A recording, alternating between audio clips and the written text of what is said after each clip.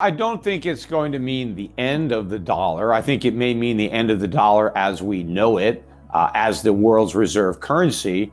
And so a world in which the dollar is no longer the reserve currency is going to be a world in which the dollar buys a lot less. The purchasing power of the dollar, the exchange rate of the dollar relative to other currencies is going to depreciate substantially, especially when you consider how many dollars the Federal Reserve is going to be printing in order to enable all of this government spending.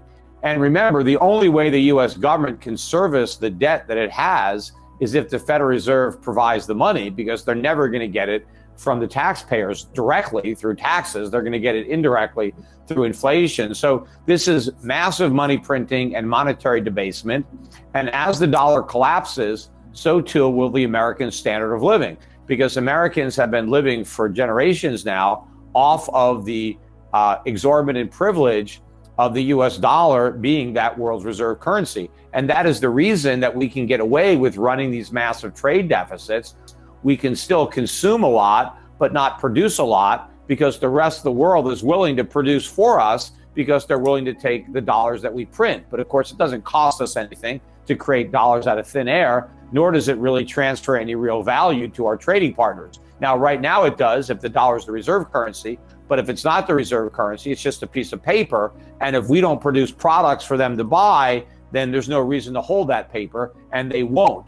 And so the prices are going to collapse of the dollar. But what that means is that all of the goods that we've been importing are going to be so expensive that very few Americans will be able to afford to buy them.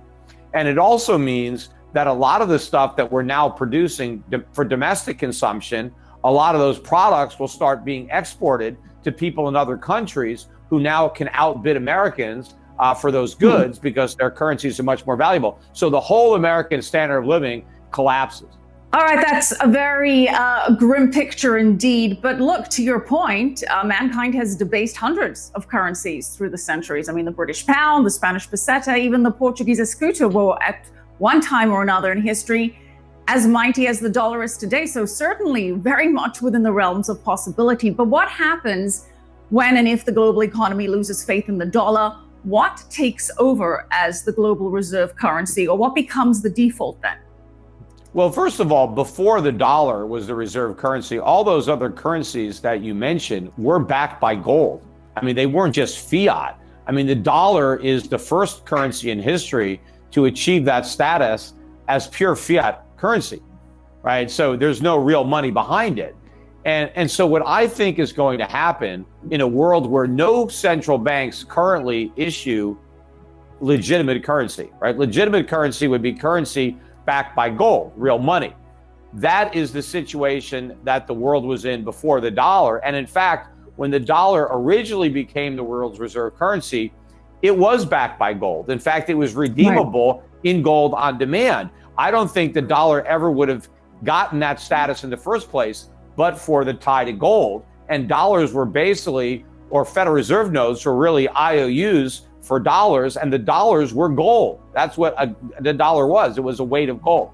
And so in today, where nobody is actually issuing any legitimate currency, where every central bank has just got fiat, I think that when the dollar is no longer the main reserve for all those fiat currencies, they're not just going to pick another fiat currency to replace the dollar. It wouldn't make any sense to just go to the euro or to go to the yen, because at the end of the day, they're just paper too.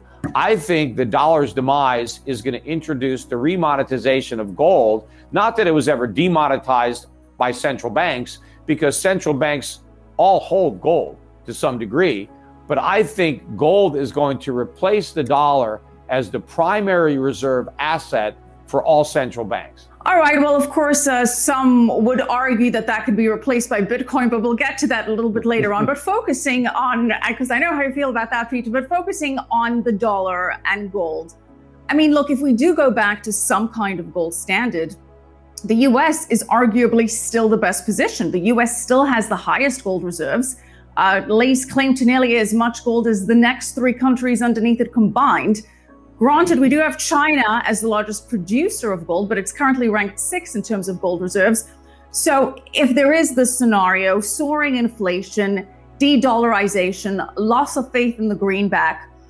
Which currency is in the best position to benefit from that? Well, I definitely don't think it's the US dollar, because the US dollar enjoys the benefit of the dollar even with being all those gold currency. reserves backing it? Even as Yes, being top because of first- the list of gold reserves? Yes, because first of all, maybe they don't even have as much gold as is claimed. I don't know when the last time there was an independent audit of Fort Knox. So the government can claim they have a certain amount of gold, whether or not you want to believe them. But let's assume that they're being honest. How long will they be able to hold on to that gold? Because we're going to now have to start paying for our imports with gold, right? We have a huge trade deficit, and our trading partners, if we don't have real goods, we're going to have to ship some gold out to pay for our imports.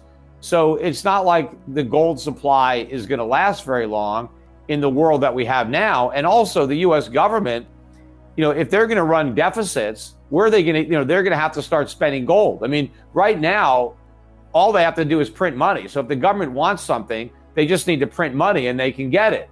But in the new world where gold is the reserve, if they want something, they need the gold to pay for it, right? They either have to tax the citizens and get, their gold, which is, backing their currency, or they're going to have to, start dipping into their reserves. So the U.S. gold reserve can be depleted very quickly Right. if we need that gold to pay for things. See, right now we don't need anything to pay for anything. America is the biggest beneficiary of this dollar standard, because let's say you take a small country, let's say you take New Zealand, right? If New Zealand wants to import, it has to export. It can't just print. The New Zealand dollar isn't the reserve currency, so it has to earn dollars in order to buy things that are dollar denominated. We don't have to earn anything, we just print them. But if we have to start earning, just like everybody else, the other countries, it's not going to make a difference to New Zealand whether they have to earn dollars or earn gold. They still have to earn that reserve. It only makes a difference to the United States, because now we go from printing something to earning something, and it's a lot harder to earn than to print.